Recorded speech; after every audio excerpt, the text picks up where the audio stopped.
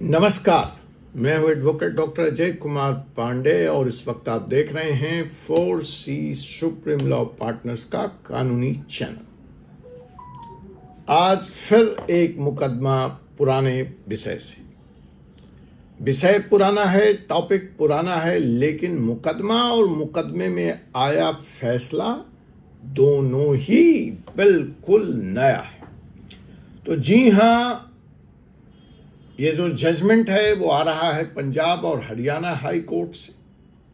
बड़ा महत्वपूर्ण है ये जजमेंट, क्योंकि यह जजमेंट इस तरह के जितने भी विषय हैं पीएमएलए में, मनी लॉन्ड्रिंग में, ईडी में, वो बड़ा ही ट्रेंड सेटिंग होने जा रहे हैं।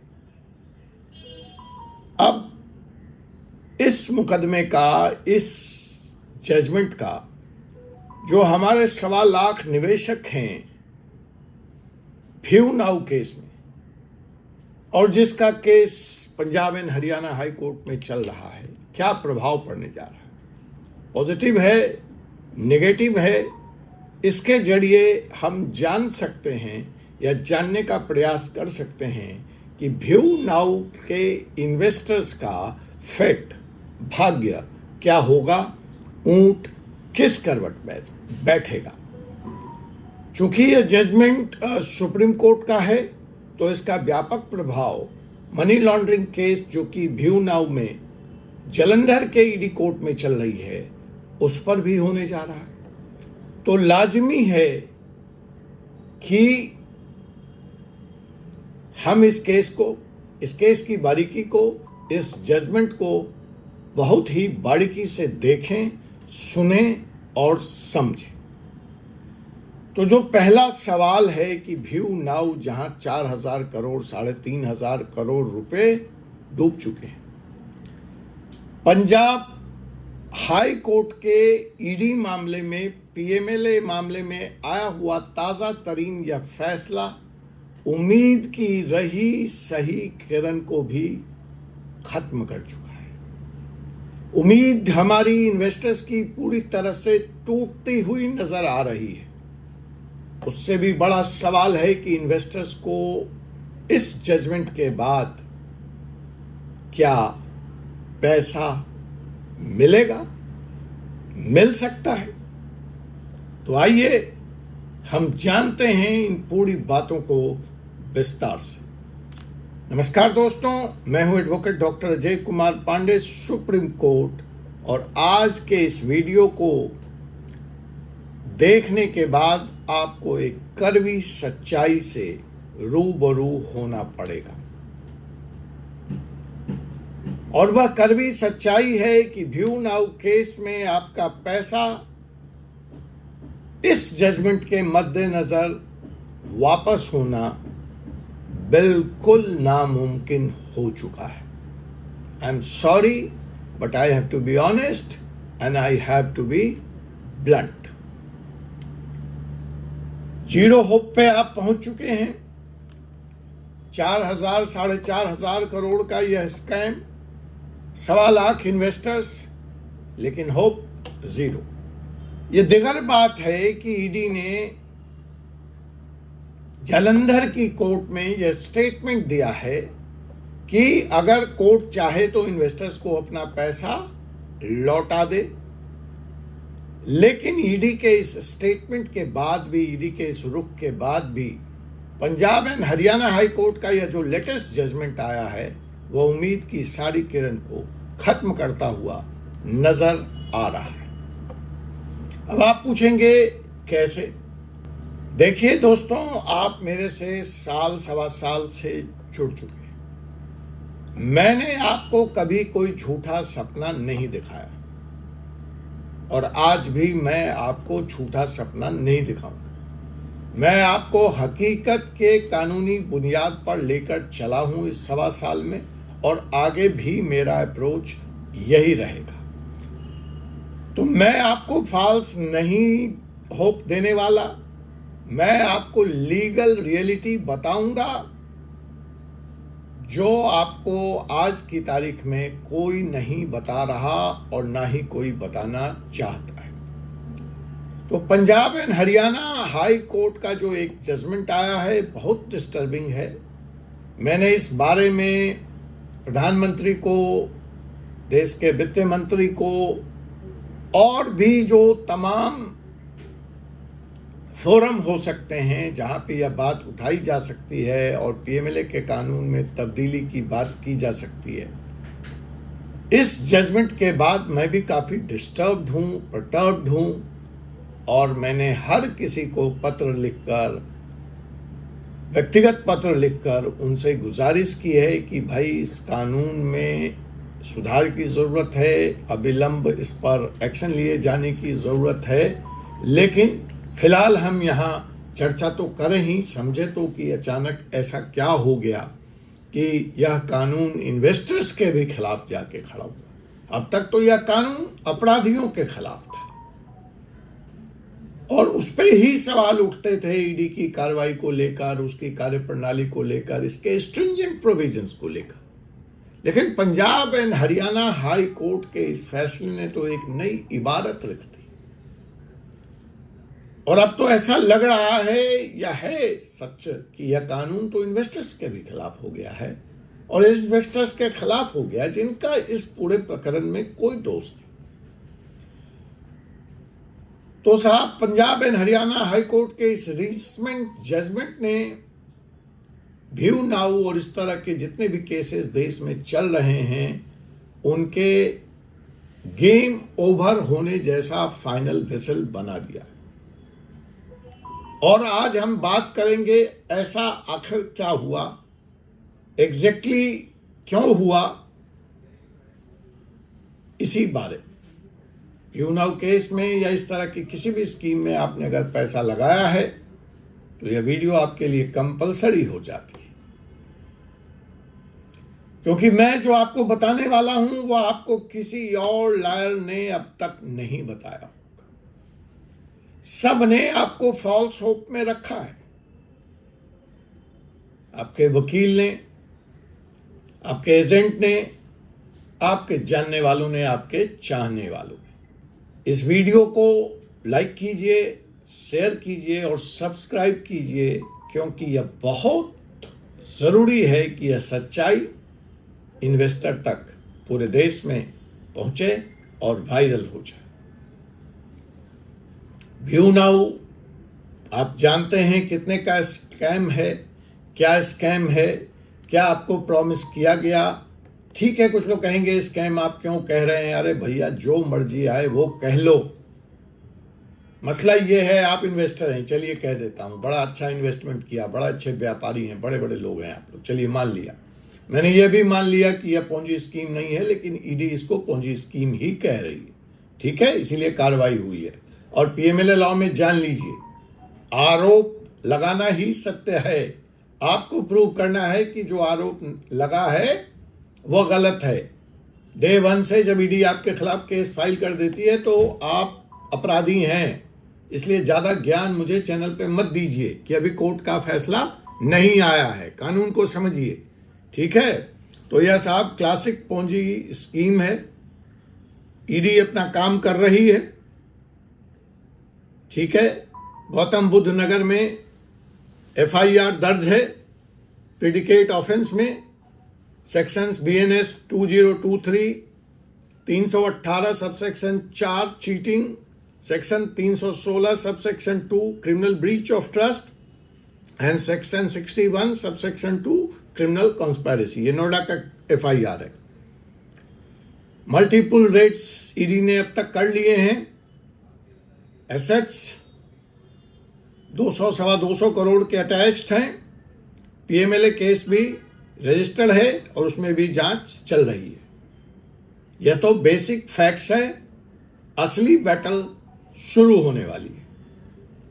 वो असली बैटल क्या है? Punjab and Haryana high court का, जहां अभी तक कोई भी इन्वेस्टर्स आया नहीं है, ना कंपनी गई है। वो बॉम्ब क्या है, वो एटम बॉम्ब क्या फोड़ दिया Punjab and Haryana high court ने बिना केस के आए हुए, यह जानना बहुत जरूरी है। इस जजमेंट का नाम है खैरा जजमेंट, जो कि गेम चेंजर साबित हो रही है इस तरह के पीएमएलए मनी लॉन्ड्रिंग केस में एक नई इबारत लिख गई है। तो साहब, ये जो डेवलपमेंट है खेरा जजमेंट, वो व्यू नाउ के इतिहास में अब तक का सबसे इंपॉर्टेंट, सबसे सिग्निफिकेंट डेवलपमेंट है और यह व्यू नाउ के इन्वेस्टर्स को डायरेक्टली इफेक्ट करने वाला है। सुखपाल सिंह खेरा केस 2025। कई बार लोग पूछते हैं, जज साहब आप जजमेंट नहीं बताते हो, जजमेंट का डिस्क्रिप्शन नहीं देते हो, तो चलो सुन लो भैया। इस जजमेंट का नाम है Sukhpal Singh Khera case 2025, Punjab and Haryana high court, justice Tribhuvan Dahiya. Case की कहानी, सुखपाल सिंह खेरा कांग्रेस एमएलए, ईडी ने उनको नवंबर 2021 में अरेस्ट कर लिया। ठीक है, उनके ऊपर जो आरोप था कि ये इंटरनेशनल ड्रग सिंडिकेट चलाते हैं और उस मनी की लॉन्ड्रिंग करते हैं। देखिए, आप इसमें मत जाइए वो ड्रग है नॉन ड्रग है, लॉन्ड्रिंग शब्द याद रखिए। मनी लॉन्ड्रिंग कैसे भी हो रही हो, व्यू नाउ केस में हो रही हो, ड्रग केस में हो रही है, बैंक से लोन लेके रियल एस्टेट प्रोजेक्ट के लिए मनी डाइवर्ट किया है, money laundering is money laundering, simple. तो साहब, इस केस में क्या होता है कि 2021 में जो खेरा साहब कांग्रेस के एमएलए गिरफ्तार हुए, उनको लोअर कोर्ट ने एक्विट कर दिया। लोअर कोर्ट ने बाइज्जत बरी कर दिया। आपके केस में तो जमानत भी नहीं हुई है जनाब। तो वो जो खैरन खा हैं कंपनी के, और वो कहते हैं कि जी एफआईआर ही क्वेस हो गई, वैसी ऐसी कोई बात है नहीं, ये खबर भ्रामक है, फैलाई गई है। ठीक है जी, एफआईआर दोनों एफआईआर अपनी जगह कायम है, रादर 2 क्या 3 एफआईआर है, तीनों अपनी जगह कायम है। और लेकिन मैं तो उससे आगे की बात जाके कर रहा हूं कि उस अपराध में, तीनों एफआईआर में जो खरूर दंपत्ति हैं और आरिफ निसार हैं, जो इस वक्त गिरफ्तार हैं, जिनको जमानत भी नहीं मिली है, वो अगर बाइज्जत बरी भी हो जाते हैं, व्यू नाउ वालों सुन लो, तो भी आपको आपका पैसा नहीं मिलने वाला, जो ईडी ने फ्रीज करके रखा है। समझ में आया? तो ये जो कहानी सुनाई जा रही है कि वो आ जाएंगे तो पैसा मिल जाएगा, जमानत पे तो छोड़ दो। मैं तो कह रहा हूं final outcome of the case की खरूर साहब डिक्लेयर्ड इनोसेंट, बाइज्जत बरी, फिर भी आपको आपका पैसा नहीं मिलेगा। ये मैं नहीं कह रहा हूं, ये खेरा जजमेंट कह रही है। और मैं उदाहरण देके आपको समझा रहा हूं कि यहां इस केस में ये साहब जो कांग्रेस के एमएलए हैं, वो बाइज्जत बरी कर दिए गए। तो जब ये बाइज्जत बरी कर दिए गए प्रिडिकेट ऑफेंस में, ईडी का सारा खेल प्रिडिकेट ऑफेंस के आधार पर चलता है। ईडी को डायरेक्ट एफआईआर रजिस्टर्ड करने का कोई पावर है ही नहीं। और Punjab and Haryana high court ने भी निचली अदालत के इस फैसले पर बाइज्जत बरी पर मुहर लगा दी। अर्थात ईडी को वहां भी कोई रिलीफ नहीं मिली। खेरा साहब को माननीय Punjab and Haryana high court ने भी नॉन गिल्टी कहा। बट ये बात जानने और समझने वाली है, शॉकिंग है, व्यक्ति को अपराध से मुक्ति मिल गई, बाइज्जत बरी हो गया। लेकिन कोर्ट ने साथ ही यह भी कहा कि पीएमएलए का केस जो है, मनी लॉन्ड्रिंग का केस जो है, वह चलता रहेगा। The PMLA case will continue. दोस्तों, मेरी लाइन ध्यान से सुन लीजिए, पढ़ लीजिए Punjab and Haryana high court ने क्या कहा। Money laundering is an independent offence. Money laundering का अपराध अपने आप में एक स्वतंत्र अपराध है। अर्थात अगर प्रिडिकेट ऑफेंस में, शेड्यूल्ड ऑफेंस में, जिसके आधार पर आप पे मुकदमा दर्ज हुआ था और ईडी की जांच शुरू हुई थी, आप एक्यूट भी हो गए, आप छोड़ दी भी गए, तो पीएमएलए की प्रोसीडिंग्स आपके खिलाफ नहीं रुकेगी। और जब पीएमएलए की प्रोसीडिंग्स नहीं रुकेगी तो इसका मतलब कि आप ड्रग ट्रैफिकिंग के नॉन गिल्टी प्रूफ तो हो गए, उसी तरह से कल को खरूर यहां चीटिंग के, कॉन्स्पायरेसी के नॉन गिल्टी प्रूव हो जाते हैं तो जिस तरह की बात यहां पे हुई है कि आप ड्रग के केस में, ड्रग ट्रैफिकिंग में तो नॉन गिल्टी हैं, ठीक है, लेकिन आपने जो पैसा बनाया है उसमें तो गिल्टी हो सकते हैं। मनी लॉन्ड्रिंग तो की है, अर्थात इसको व्यू नाउ के केस में ऐसे समझिए कि कल को खरूर दंपत्ति बाइज्जत बढ़ी, धोखा नहीं दिया उन्होंने, जैसा कि आप लोग कहते हैं पैसे लिए, समय पे आपको रेंट दिया, तो कोई धोखा नहीं, चीटिंग भी नहीं है, मान लिया, इसलिए वो बड़ी हो गए। मसला कहां फंसेगा कि आपका रियल बिजनेस कहां था, आपने कहां क्लाउड पार्टिकल खरीदा और कहां क्लाउड पार्टिकल बेचा और कौन सा रेंट आया। ये एंगल, ये त्रिकोण नहीं प्रूव हो रहा है अब तक, आगे भी नहीं होगा। ऐसी हालात में मनी लॉन्ड्रिंग का क्राइम आपके खिलाफ चलेगा और इसके सहारे आपने जो सब पैसा बनाया है वो यूं ही फ्रीज रहेगा। मैं फिर कह रहा हूं, मैं जज नहीं हूं, मैं सिर्फ इस सुखपाल सिंह खैरा केस के आधार पर यह बातें कह रहा हूं। तो अर्थात अगर आप प्रिडिकेट ऑफेंस में एक्यूट हो गए हैं तो भी आपकी प्रॉपर्टी पीएमएलए के अंडर अटैच रहेगी। I feel I have conveyed my main point, main thrust of this video कि आप प्रिडिकेट ऑफेंस में एक्यूट हो जाइए, प्रॉपर्टी अटैच रहेगी। तो दोस्तों, यह सिर्फ लीगल टेक्निकलिटी नहीं है, यह व्यू नाउ इन्वेस्टर्स के लिए मौत की सजा। यह क्यों सुखपाल सिंह खैरा केस क्यों व्यू नाउ के लिए मैटर करता है? Scenario number 1, view now accused convict हो जाते, खरूर दंपत्ति को सजा मिल जाती है, एसेट्स अटैच रहेगी पीएमएलए में। सेक्शन 71 सेंट्रल गवर्नमेंट को फर्स्ट हैंड प्रेफरेंस देता है उस कॉन्फिस्केटेड प्रॉपर्टी पे अपना हक जमाने का, इन्वेस्टर्स को कुछ नहीं मिलेगा। सिनेरियो 2, व्यू नाउ के डायरेक्टर्स एक्यूट हो जाते हैं, खैरा प्रेसिडेंट के अकॉर्डिंग टू जो पीएमएलए का केस है वो कंटिन्यू रहेगा, एसेट्स तब भी अटैच रहेंगे और उस हालत में भी इन्वेस्टर्स को कुछ नहीं मिलेगा। तो दोस्तों, यह कैच 22 सिचुएशन है, अच्छा नहीं है, लेकिन फिलहाल सत्य यही है। वो गिल्टी हैं तो भी पैसा गया, वो नॉन गिल्टी हैं तो भी इन्वेस्टर्स का पैसा गया। अब यहां पर अगर हम सुप्रीम कोर्ट को 1 मिनट के लिए खेल में उतार लें तब क्या होगा? तो सुप्रीम कोर्ट का उदयपुर केस, जिसमें हमने विस्तार से बात करके आपसे कहा था कि आपके लिए एक आशा की किरण जगी है इस केस के बारे में, लेकिन अब एक वॉर लाइक सिचुएशन में हम खड़े हैं सुप्रीम कोर्ट के उदयपुर जजमेंट और Punjab and Haryana high court के खेरा केस जजमेंट में। लेकिन इन दोनों विपरीतार्थक जजमेंट ने लीगल फ्रेटर्निटी में कंफ्यूजन बढ़ा दिया है।